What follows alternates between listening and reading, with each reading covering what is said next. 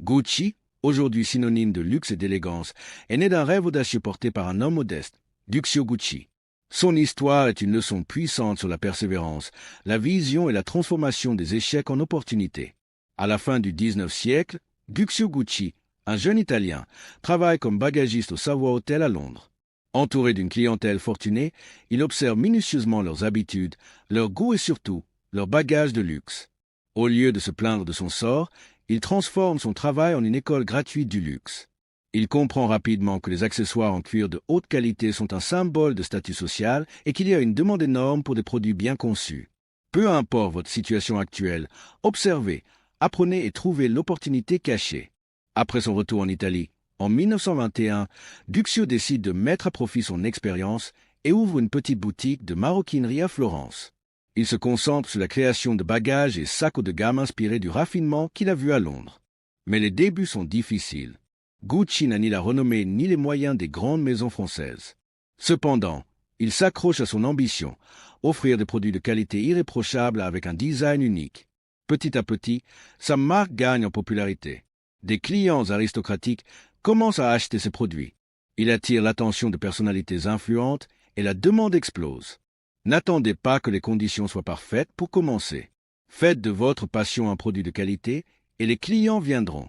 Dans les années 1950, Gucci devient une marque internationale, prisée par les célébrités comme Jackie Kennedy, Audrey Hepburn et Grace Kelly. La marque est un succès, mais des conflits familiaux éclatent.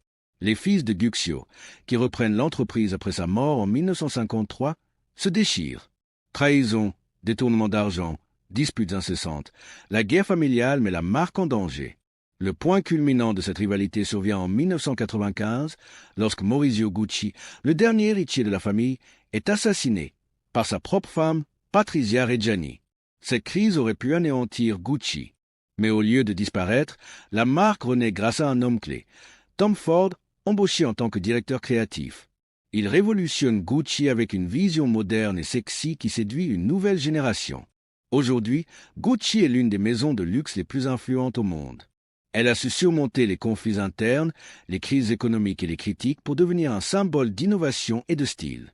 Avec des campagnes audacieuses et une capacité à se réinventer tout en respectant son héritage, Gucci prouve qu'aucune tempête n'est insurmontable. Alors transformez votre travail en apprentissage. Guccio a utilisé son job de bagagiste pour comprendre le marché du luxe. Commencez petit, mais rêvez grand. Sa première boutique était modeste, mais son ambition ne l'était pas. Les crises sont des opportunités cachées.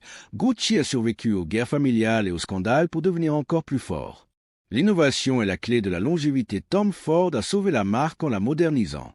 Votre passé ne définit pas votre avenir. Peu importe d'où vous venez, c'est votre vision et votre détermination qui comptent. Gucci est la preuve vivante qu'avec de l'audace, de la persévérance et une capacité à s'adapter, on peut transformer une idée en empire mondial. Si vous avez aimé ce contenu, merci de liker, de partager et de vous abonner pour plus d'histoires et de découvertes.